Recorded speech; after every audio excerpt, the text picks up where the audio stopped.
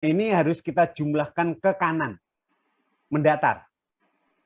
Ya, jadi untuk pertanyaan nomor 5 dan 8, kalau perlu ini dibikin 0, supaya tidak kejumlah. Ya, atau kolomnya dihilangkan, boleh. Dibikin 0 semua itu enggak apa-apa. Nah, nanti kalau kita buat rumus nanti akan kejumlah ke kanan. Nah inilah yang kita sebut skor data variabel atau data variabel. Nah, data variabel ini kalau nanti kita akan olah dengan regresi ganda, maka data ini harus diuji dulu apakah datanya normal atau tidak. Makanya ada tahapan berikutnya uji statistik namanya uji normalitas data. Yang diharapkan datanya harus normal. Karena apa? Karena kalau tidak normal, sebetulnya kita tidak boleh menggunakan analisis regresi. Makanya syarat untuk bisa menggunakan analisis regresi, datanya harus normal. Nah, kan gitu kan? Nih, salah satu data yang akan kita uji adalah motivasi. Ini salah satu variabel saja. Ini contoh yang lain mungkin nanti kan beda-beda ya. Nah, data variabel motivasi ini nanti akan kita uji kira-kira normal atau tidak. Nah, baik, untuk bisa menguji normalitas suatu data, ada beberapa cara yang bisa kita lakukan. Berbagai cara itu banyak, menggunakan rumus banyak. Tetapi di dalam kuliah ini, paparan ini, Bapak hanya memberikan 3 cara untuk menguji normalitas data variabel. Data motivasi tadi lah contohnya akan kita uji. Data motivasi tadi normal enggak kira-kira? Cara yang pertama yaitu dengan cara melihat grafik. Jadi dari data motivasi tadi diolah dengan SPSS, maka dihasilkan grafik seperti yang Anda lihat. Nah, kita harus bisa memaknai grafik ini kira-kira kesimpulannya normalnya, kesimpulan datanya normal atau tidak. Nah, gitu. Ini namanya grafik histogram. Dilengkapi dengan kurva normal. Nah, jadi ada 2 grafik ini sebetulnya kita sebut grafik histogram. Histogram itu yang kotak-kotak itu yang kayak balok itu. Kemudian kurvanya itu kurva normal ya, memang kita untuk bisa mengatakan normal ya harus mengikuti kurva normal ini. Nah, ketentuannya seperti apa? Ketentuannya bisa kita lihat di sini. Nah, jadi untuk menetapkan, untuk membuat analisis grafik tadi normal atau tidak data kita, maka dengan menggunakan pedoman secara kualitatif, yaitu dengan melihat histogram dan kurva lengkung tadi, kurva normal tadi. Aturannya gini, jika histogram sebagian besar masuk area garis lengkung, masuk kurva normal tadi, berarti masuk di dalam kurva lengkung tadi, maka dapat dikatakan terdistribusi normal. Itu pedomannya. Jika histogram sebagian besar masuk di area garis lengkung, maka kita bisa menyimpulkan data yang kita punya itu terdistribusi normal. Simple cara menganalisisnya. Tapi tentu kita harus lebih hati-hati. Nah, coba kita analisis. Kalau kita perhatikan sekilas, kalau ini kita bicara histogram, jelas kita boleh mengatakan sebagian besar masuk di lengkungan kurva normal. Tapi sebelum kita membuat analisisnya, coba kita lihat dulu deh. Kalau kita perhatikan ada data yang ekstrim di sini. Ekstrim. Yang pertama data angka 20. Nah, kalau kita lihat 20 itu kita lihat di kotak yang menuju angka 20 itu kan kalau kita lihat grafiknya itu kan yang masuk ke daerah lengkungan itu kan hanya sepertiganya. Artinya 2/3 itu mungkin di luar garis lengkung. Nah, ini penyimpangan yang pertama ya. Penyimpangan pertama ada data ekstrim yang mana ini khususnya data angka 20 itu, data skor 20 ini hanya sebagian kecil masuk di garis lengkung. Sebagian besar di luar.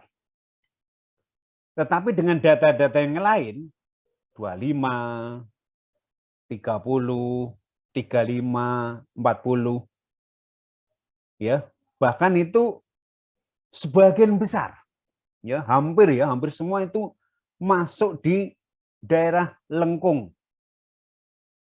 Kemudian ada satu lagi data 45 ya, mungkin 45, mungkin di bawah 45 lah itu berapa mungkin ya, karena ini kan hanya sebagai semacam profil aja ya. Itu ada separuh yang masuk di garis lengkung dan separuh di luar. Jadi ada dua data ekstrim sebetulnya. Tapi kalau kita bandingkan antara yang masuk di garis lengkung dengan yang di luar garis lengkung itu masih banyak yang di dalam lengkungan.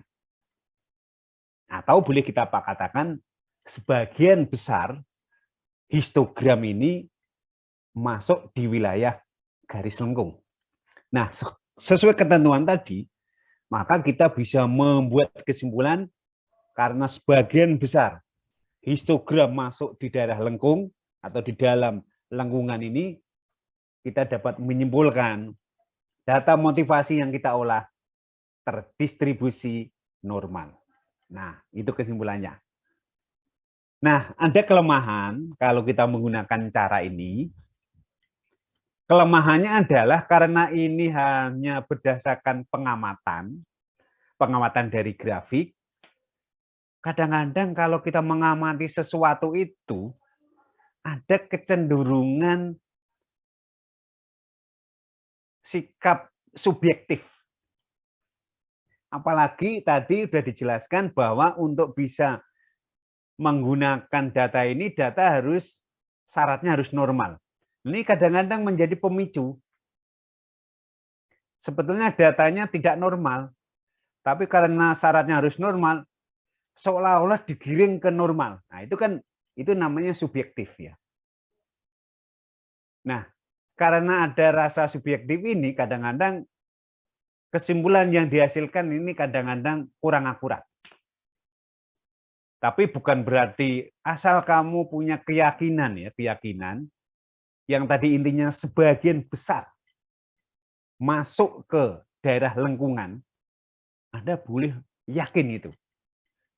Tetapi kalau misalnya Anda amati di grafiknya itu ternyata separuh masuk lengkungan, separuh di luar lengkungan, itu hati-hati. Ini mungkin muncul rasa subjektif di situ akan muncul. Nah, inilah kadang-kadang yang kelemahannya karena ini dasarnya pengamatan dan kualitatif, kadang-kadang hasil yang kita berikan, itu kadang-kadang kurang akurat. Bisa jadi ya. Nah, kalau Anda misalnya ragu-ragu dengan cara yang pertama ini, Anda bisa melakukan dengan cara yang kedua, yaitu dengan cara statistik. Cara statistik seperti uji validitas tadi. Jika R hitung lebih besar R tabel, maka pertanyaannya dikatakan valid. Itu cara statistik dan itu lebih objektif. Hampir semua yang paham tentang statistik, dia akan membuat kesimpulan seperti itu. Karena aturannya sudah jelas. Kalau hanya sebagian besar kan, kalau kita katakan makna sebagian besar itu apa sih? Ada yang mengatakan misalnya, ya sebagian besar itu yang penting asal di atas 50% ya sebagian besar. Ada yang mengatakan sebagian besar itu ya paling enggak ya 75%. Nah, itu kan beda-beda persepsi itu. Nah, untuk menghindari perbedaan persepsi yang sering muncul ini, maka kita gunakan cara statistik. Nah, cara statistik yang mungkin bisa kita pakai yaitu dengan uji normalitas dengan pendekatan Kolmogorov-Smirnov. Ya. Jadi rumus Kolmogorov-Smirnov ini bisa digunakan untuk menguji normalitas suatu data. Apa yang kamu lihat di layar ini adalah output uji normalitas dengan rumus Kolmogorov yang dibantu dengan program SPSS. Anda nggak usah membayangkan nilai-nilai yang ada ini. Cukup yang Anda perhatikan sebetulnya ada pada 2 baris yang terakhir. 2 baris yang paling bawah. Kalau kita lihat di situ ada nilai Kolmogorov dan nilai Asimsik. Kalau kita menggunakan nilai Kolmogorov, ini jarang dilakukan. Jarang dilakukan orang. Kenapa?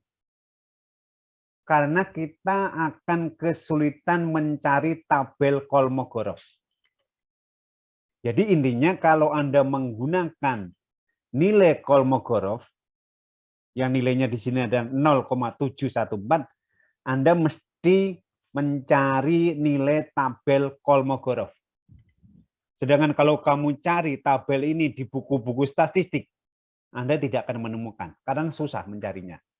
Makanya cara yang pertama ini jarang digunakan. Jarang digandungkan orang. Karena apa? Kesulitan mencari nilai pembanding. Beda dengan nilai R tabel gampang. Nilai T tabel gampang. F tabel gampang. Tapi mencari nilai tabel Kolmogorov sulit sekali. Ada sebetulnya kalau Anda mungkin ini biasanya menggunakan aplikasi, ada biasanya. Nah, kemudian kalau ini jarang digunakan, orang lebih banyak menggunakan cara yang kedua, yaitu dengan melihat nilai asimsik. Kalau Anda lihat di layar ini, asimsiknya adalah nilainya 0,688. Nilai ini nanti cukup dibandingkan dengan 5% atau 0,05. Kenapa kita menggunakan pembanding 5%? Normatifnya kalau kita melakukan penelitian itu kan ada margin error. Margin error biasanya kita gunakan 5%. Makanya pembandingnya untuk Kolmogorov ini pakai 5% juga. Kan gitu. Nah, untuk menentukan apakah data yang kita olah ini normal atau tidak, cukup kita bandingkan nilai asimsiknya tadi. Jika nilai asimsiknya lebih besar 5% atau 0,05, berarti data variabel kita normal. Sebaliknya, jika asimsiknya lebih kecil 5% atau 0,05, maka data variabel yang kita punya tidak normal. Nah, itu aja yang harus kita perhatikan di dalam menentukan kenormalan suatu data jika kita menggunakan rumus Kolmogorov. Kan gampang. Tinggal bandingkan nilai asimsiknya, lebih besar atau lebih kecil, langsung kita bisa membuat kesimpulan. Nah, coba kita lihat. Nah, berdasarkan output SPSS Kolmogorov ini nilainya adalah asimsiknya adalah 0,688. Terus nilai ini kita bandingkan dengan 5%. Nah, kalau kita bandingkan, ternyata ya 0,688 itu lebih besar daripada 0,05. Nah, sesuai ketentuan tadi, jika nilai asimsiknya lebih besar daripada 5%, maka kita bisa menyimpulkan bahwa data variabel yang kita uji, motivasi tadi, kesimpulannya adalah terdistribusi normal. Nah, sehingga terdistribusi normal, maka kita nanti boleh menggunakan analisis regresi ganda. Nah, bagaimana kalau datanya tidak normal? Nah, kalau tidak normal, Anda tidak boleh menggunakan analisis regresi ganda. Nah, itu cara statistik yang mudah dan simpel. Nah, sehingga karena kesimpulan ini, kesederhanaan ini, maka para mahasiswa yang menyelesaikan skripsi untuk menguji normalitas biasanya menggunakan Kolmogorov. Nah, kemudian cara yang ketiga ini juga cara statistik, tapi dengan pendekatan yang berbeda. Kalau tadi menggunakan pendekatan atau rumus Kolmogorov, uji yang ketiga ini dengan cara statistik juga, tetapi dengan uji normalitas dengan cara Squeness dan kurtosis. Nah, kalau Anda lihat di layar ini adalah pengujian normalitas data dengan pendekatan Squeness dan kurtosis. Di situ yang saya tandai warna merah itu adalah nilai-nilai yang akan kita pakai. Ada nilai Squeness, di bawahnya ada nilai standar error-nya. Ada nilai kurtosis, dan di bawahnya juga ada nilai standar error-nya. Jadi masing-masing kedua nilai ini punya standar error sesuai masing-masing lah gitu ya. Nah, selanjutnya kita harus mencari nilai rasionya. Jadi nanti kita akan cari nilai rasio Squeness dan rasio kurtosis. Nah, untuk mencari nilai rasio ini cukup membagi antara nilai Squeness dibagi nilai standar error. Kemudian untuk mencari nilai rasio kurtosis, nilai kurtosis dibagi standar error. Udah. Nah, dari ini bisa kita hitung nilai rasionya masing-masing. Untuk nilai rasio Squeness, nilainya adalah minus 0,561 dibagi 0,427, maka kita peroleh rasio Squeness minus 1,314. Sedangkan untuk rasio kurtosis minus 0,190 dibagi 0,833, maka kita dapatkan nilai rasio kurtosis minus 0,313.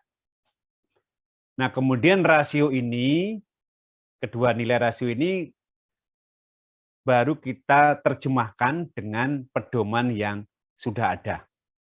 Nah, aturan untuk menetapkan kenormalan suatu data yaitu dengan melihat nilai rasio tadi. Nilai rasio Squeness dan rasio kurtosis. Nilai rasio tadi harus berada pada interval antara minus 2 sampai dengan plus 2. Jadi kalau Anda ingin membuat analisis menggunakan pendekatan ini, kamu buat garis, ditarik garis, bikin garis saja, garis red, kemudian kamu kasih skala, kemudian kasih angka, mulai dari 0, ya, 0 berarti tengah-tengah, kemudian sebelah kiri nanti minus 1, sebelah kirinya minus 1, minus 2.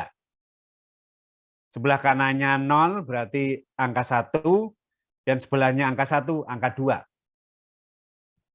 Nah, ini untuk menentukan tadi. Untuk menentukan rasio Squeness dan rasio kurtosis tadi masuk enggak ke dalam interval tadi.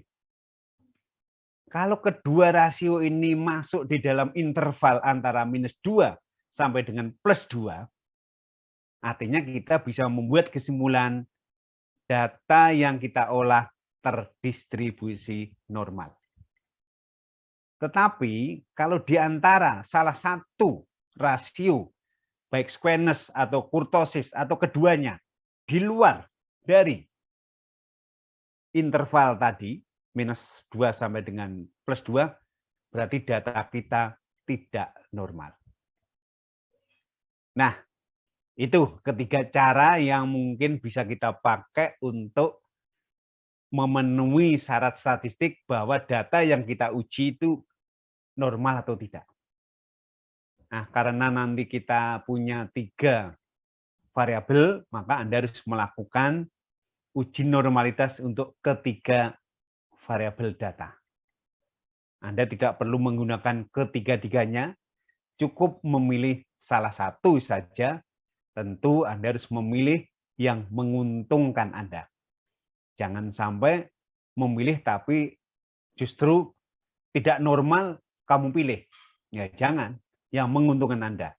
Supaya nanti memenuhi syarat statistik. Nah, itu materi kedua tentang uji normalitas data. Sebelum kita memberikan materi yang ketiga tentang uji asumsi klasik, sekali lagi Bapak beri kesempatan untuk tanya jawab tentang uji normalitas data. Silakan kalau ada yang ingin ditanyakan lebih lanjut.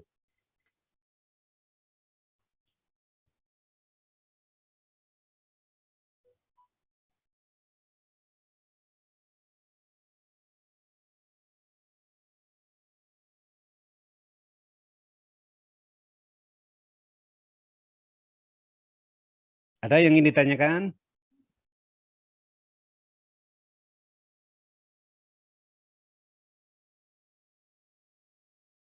Lanjut, Pak. Lanjut.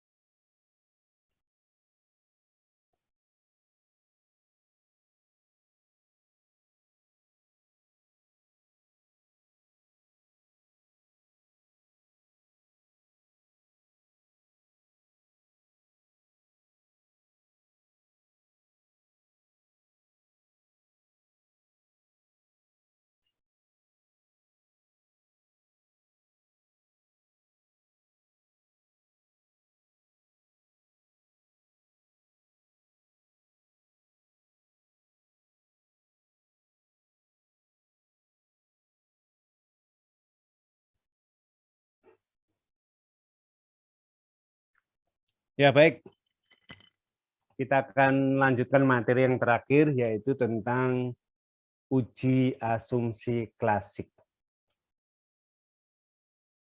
Baik, Bapak akan langsung men-share materi tentang uji asumsi klasik. Ya, sebelum kita lanjutkan, Bapak akan jelaskan sedikit. Uji asumsi klasik ini ada kaitannya dengan analisis regresi. Artinya apa? Artinya uji asumsi klasik ini diperlukan jika Anda menggunakan analisisnya menggunakan analisis regresi.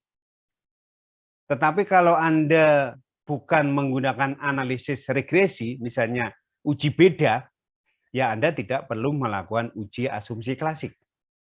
Jadi karena ini adalah persyaratan regresi, ya, maka uji ini harus dilakukan sebelum Anda menggunakan analisis regresi. Sekali lagi, uji asumsi klasik tidak berlaku untuk yang bukan menggunakan analisis regresi. Tujuannya apa? Tujuannya uji asumsi klasik ini adalah untuk memperoleh atau mendapatkan atau mengetahui model regresi atau persamaan regresi yang kita hasilkan ini apakah sudah baik, apakah sudah layak, apakah sudah sempurna. Artinya apa? Artinya kalau Anda uji asumsi klasik ini memenuhi uji asumsi klasik berarti persamaan regresi Anda sudah layak.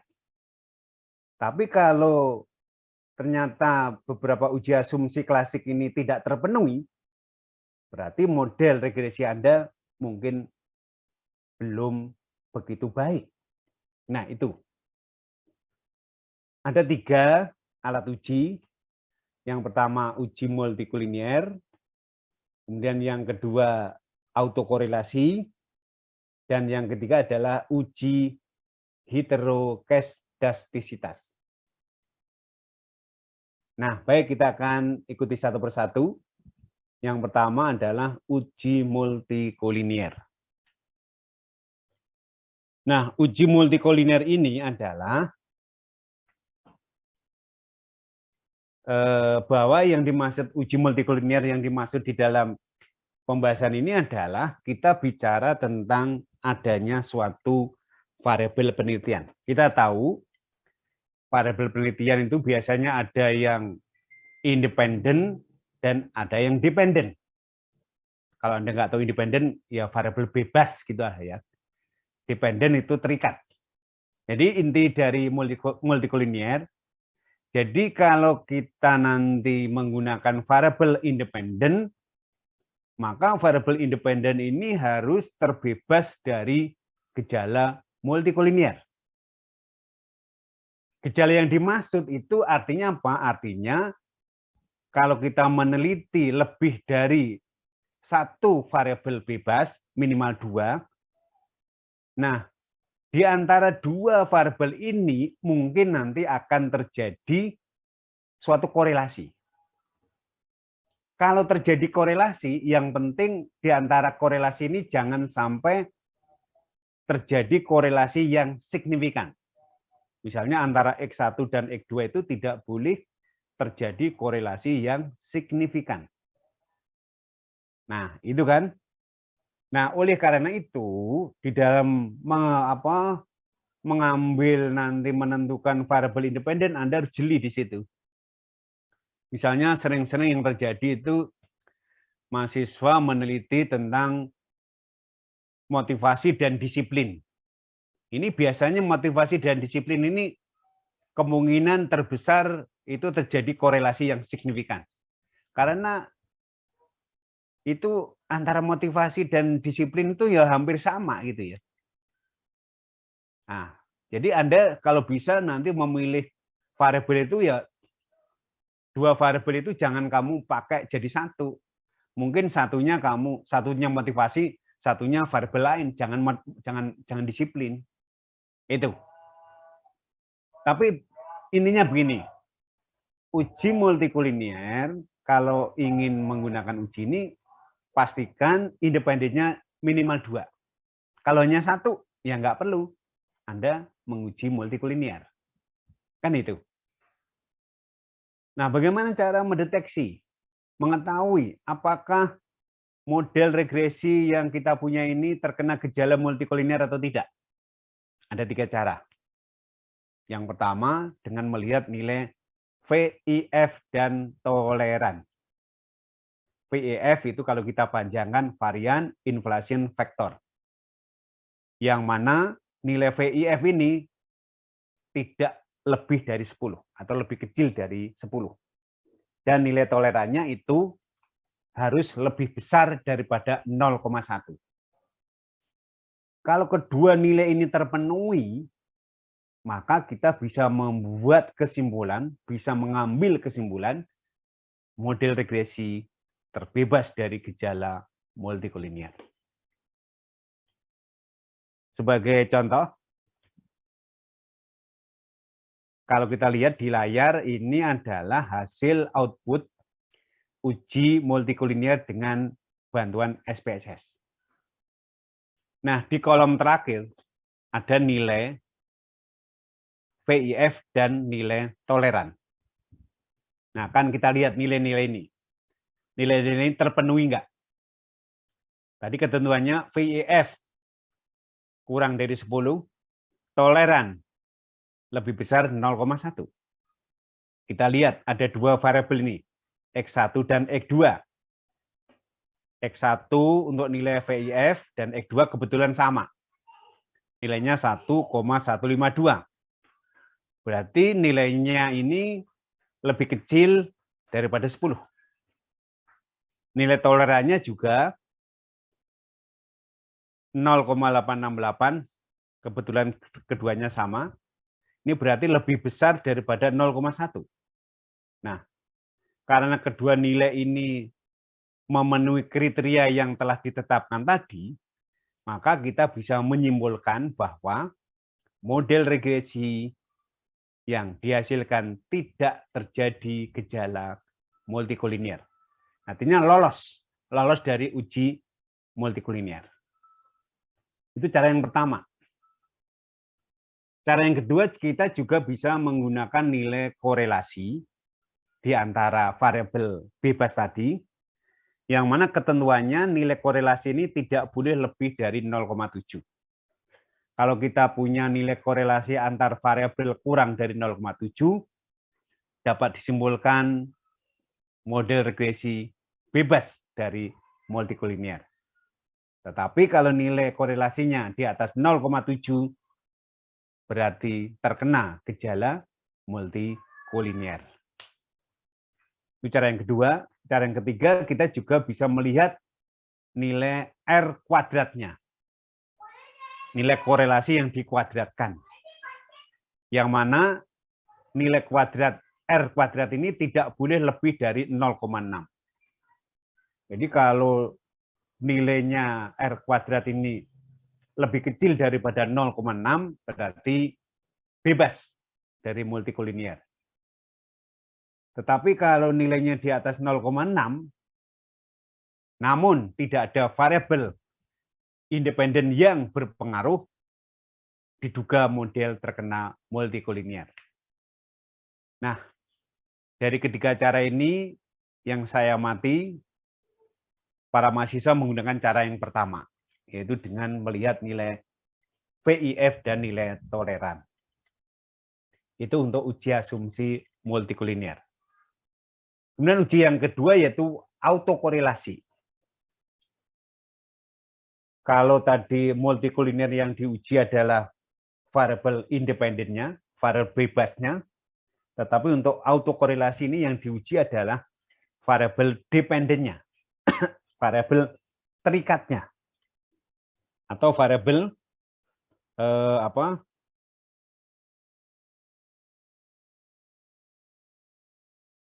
atau variabel Y-nya. Nah, coba kita pahami dulu ya, konsep dari autokorelasi itu seperti apa. Autokorelasi dalam regresi artinya bahwa variabel dependen atau variabel terikat tidak berkorelasi dengan dirinya sendiri. Baik periode sebelum ataupun periode sesudahnya. Jadi berikutnya, autokorelasi sering terjadi pada sampel dengan data time series dengan n sampel periode waktu. Periode waktu itu bisa menggunakan data harian, data bulanan, data semester, data tahunan, dan sebagainya. Biasanya data-data periode waktu ini banyak digunakan pada penelitian manajemen keuangan. Biasanya menggunakan data tahunan biasanya. Pasti dia menggunakan periode waktu. Nah, kalau penelitian di bidang keuangan biasanya menggunakan periode waktu, maka uji autokorelasi wajib dilakukan. Wajib. Tetapi kalau penelitian di SDM, misalnya, di pemasaran, misalnya, kalau sampel yang kita gunakan perusahaan, atau orang, pegawai, misalnya, atau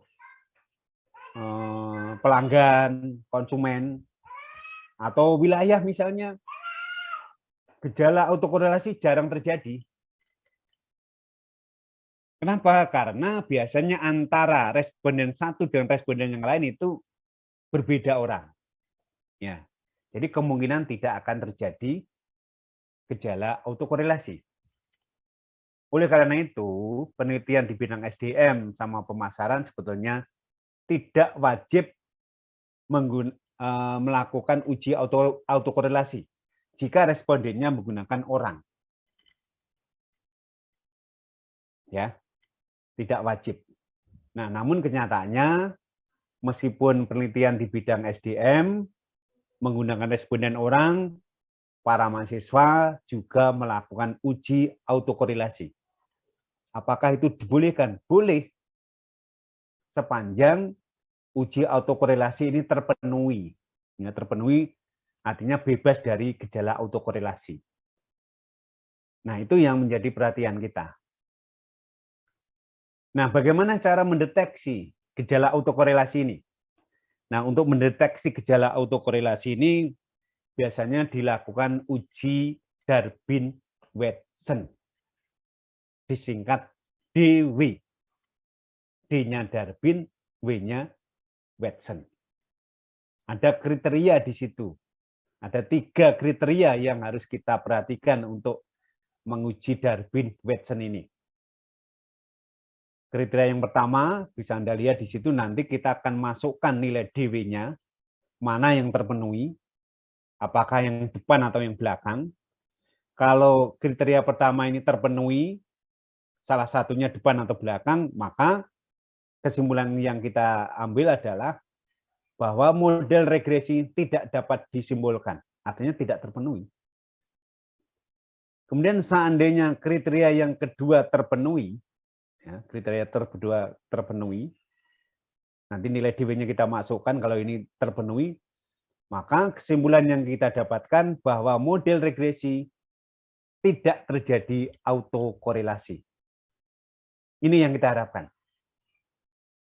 Kemudian kalau kriteria yang ketiga yang terpenuhi, salah satunya depan atau belakang, maka kesimpulan kita terjadi autokorelasi bisa positif dan bisa negatif. Positif berarti yang depan, negatif berarti yang belakang. Nah, ini untuk mendeteksi apakah model regresi kita terdeteksi autokorelasi atau tidak. Sebagai contoh ini kita berikan pada layar, bisa kita lihat ini adalah output analisis Darwin-Watson dengan bantuan SPSS juga. Kalau kita lihat di kolom yang terakhir ada nilai Darwin-Watson di situ. Nilainya adalah 2,359. Nilai Darwin-Watson ini, nilai DW ini nanti kita masukkan kepada kriteria yang ada tadi. Kira-kira yang terpenuhi yang mana? Apakah pertama, apakah kedua, atau ketiga? Nah, coba kita masukkan. Untuk memudahkan karena kriterianya ini menggunakan 2 desimal, maka kita juga bulatkan menjadi 2 desimal. Jadi dari 2,359 kita bulatkan menjadi 2,36. Kemudian nilai DW 2,36 ini kita posisikan. Kita posisikan kira-kira mana, masuk mana. Nah, kalau kita perhatikan ini, kalau kita masukkan 2,36.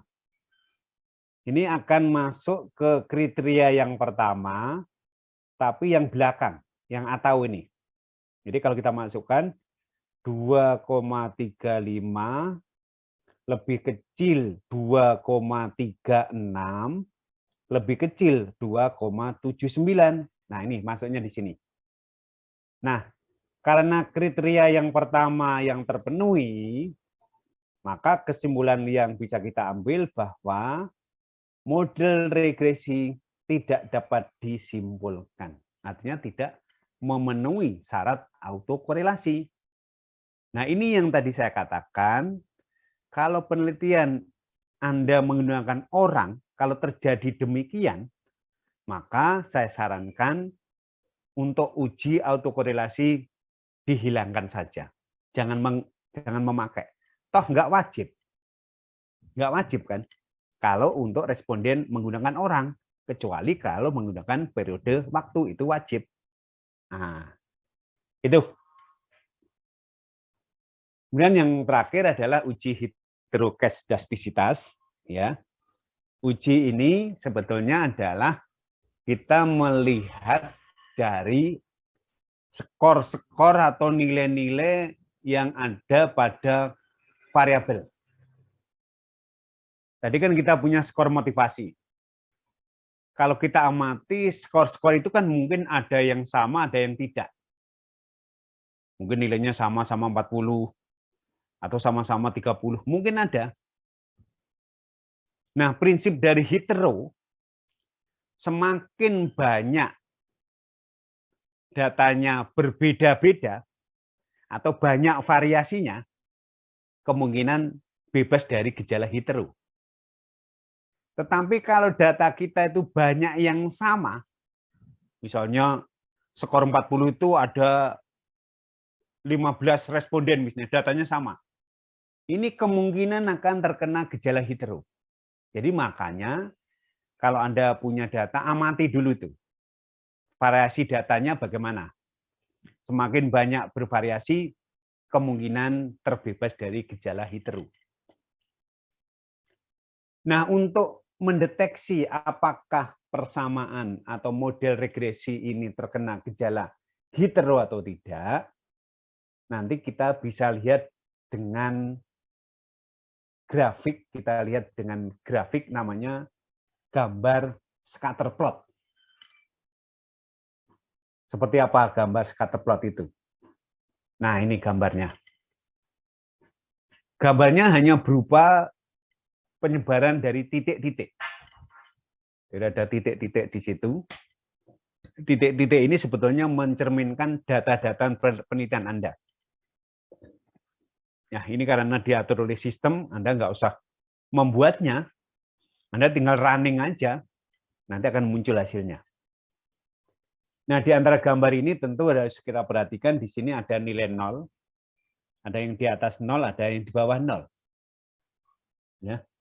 Ini ada nilai 0, kalau kita tarik ke atas, berarti kan di atasnya 0, berarti ada 1, 2. Di bawahnya 0, minus 1, dan minus 2. Nah, ini mungkin kalau Anda tidak belajar statistik atau tidak belajar metodologi, Anda nggak tahu.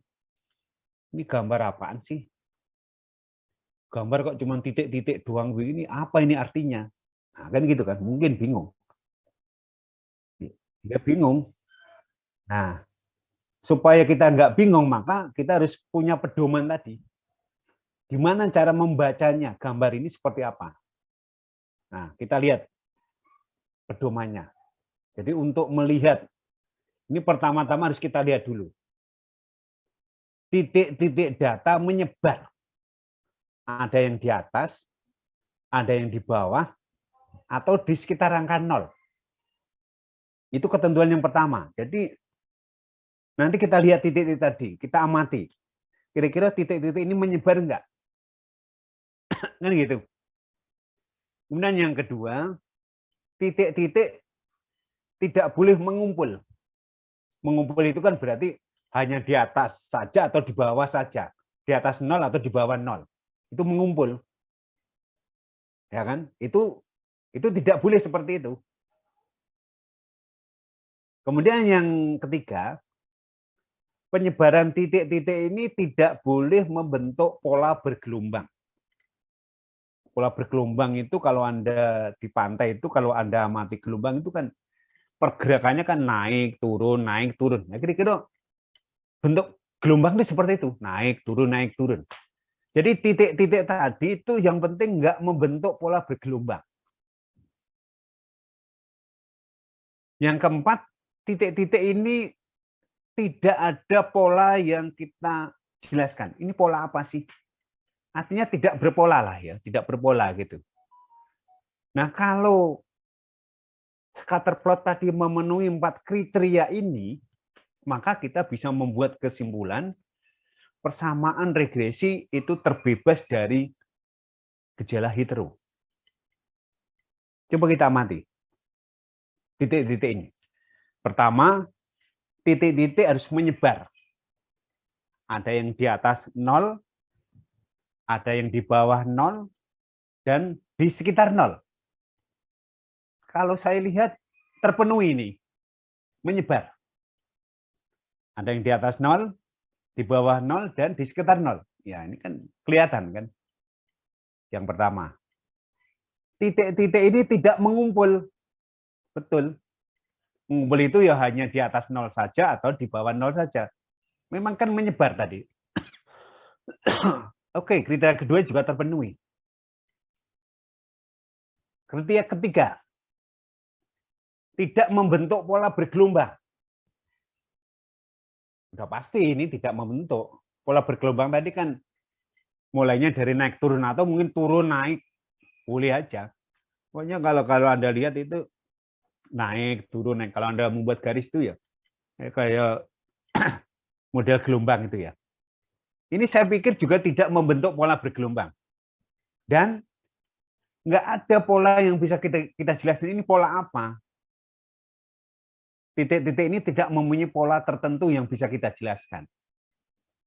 Karena penyebaran titik-titik yang pada gambar scatterplot ini memenuhi 4 kriteria tadi, maka bisa kita membuat kesimpulan model regresi terbebas dari gejala heterokastastisitas.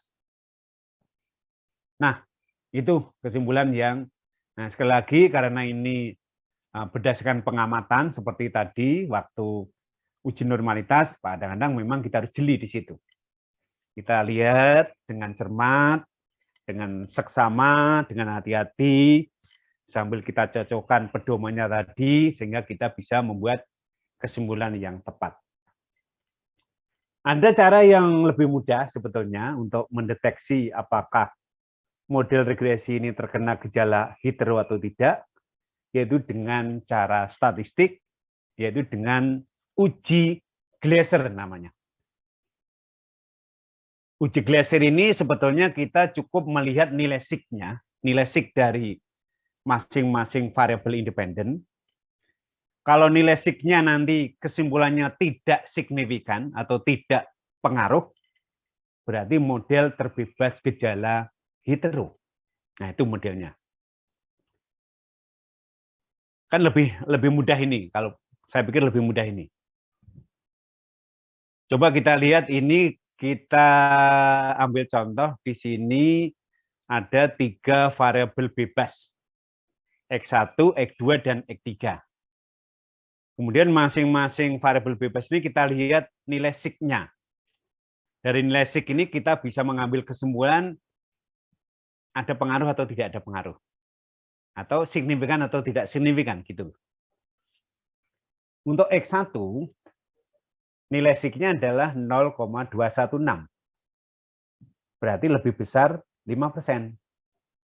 Karena nilai sig-nya lebih besar daripada 5%, berarti kesimpulannya tidak ada pengaruh atau tidak signifikan.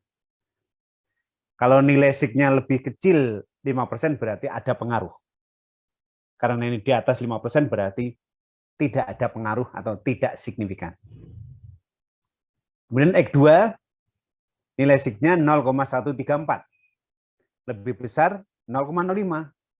Ini juga tidak signifikan. Tidak ada pengaruh. X3, nilai sig-nya 0,830. Lebih besar 0,05.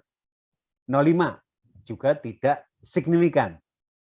Juga tidak ada pengaruh. Karena ketiga variabel independen ini semuanya menghasilkan uji signifikansi tidak ada pengaruh atau tidak signifikan, maka kita bisa mengambil kesimpulan model regresi yang dihasilkan terbebas dari gejala heterokastastisitas. Nah, itu 3 uji asumsi klasik yang mungkin akan kita lakukan. Sekali lagi, tergantung responden yang kita pakai, mungkin kalau kita menggunakan responden orang, paling hanya 2 persyaratan, yaitu mungkin multikolinier sama hetero. Tetapi kalau data Anda data time series, periode waktu, mungkin 3-tiganya harus Anda lakukan. Nah, kembali kepada kita, meskipun penelitian Anda SDM, pemasaran kalau Anda ingin melakukan uji autokorelasi juga diperbolehkan. Yang penting terpenuhi. Itu kira-kira materi yang bisa Bapak berikan pada perkuliahan siang ini. Tentu nanti kita akan masih ketemu satu lagi untuk 2 minggu yang akan datang. Kita nanti akan bahas tentang analisis regresi ganda, dan analisis yang lain.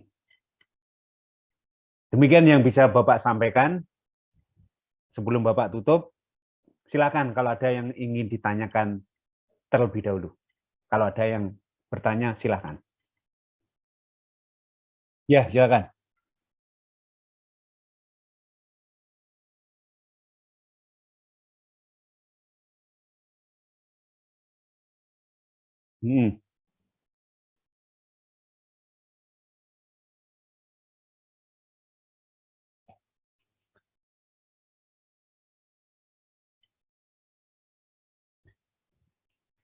Saya sebetulnya untuk praktek lab itu sebaiknya memang praktek di lab mestinya.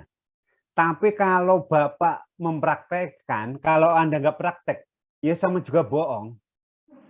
Apalagi itu kan Anda harus mempraktekkan, harus mengikuti Bapak gitu kan. Kalau itu tidak dilakukan, ya sama juga bohong. Ya, benar, Pak. Agak-agak susah. Idealnya memang waktu lab statistik itu praktek di lab, itu ideal banget. Karena sebelum pandemi seperti itu. Ya karena sedang pandemi, ya mungkin mohon dimaklumi saja. Tapi sebetulnya Anda tidak perlu khawatir.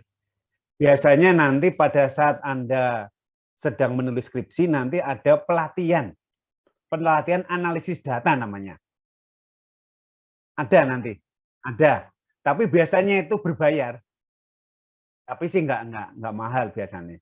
Paling ya 100.000 lah biasanya. Nah, untuk menjembatani para mahasiswa yang mungkin masih kebingungan dalam menganalisis data dengan SPSS. Ada biasanya. Ya.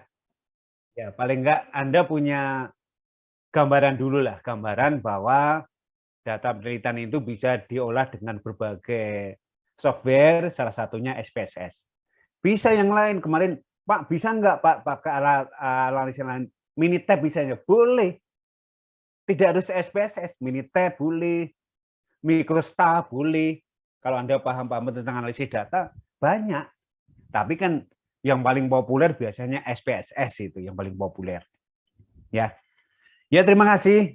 Bapak juga pengennya seperti itu. Bapak ingin memberikan pengalaman langsung, kalau bisa praktek di lab, tapi rasa-rasanya untuk pandemi ini belum memungkinkan. Ya. Insya Allah mungkin semester depan kita udah mulai tatap muka, full ya mungkin ya. Jadi mungkin nanti silakan ya kalau misalnya kalau memang ada waktu bisa saja nanti Bapak bisa memberikan pelatihan-pelatihan yang kaitannya dengan analisis data. Anda tidak perlu khawatir lah ya. Nanti kan akan dibimbing oleh dosen pembimbing.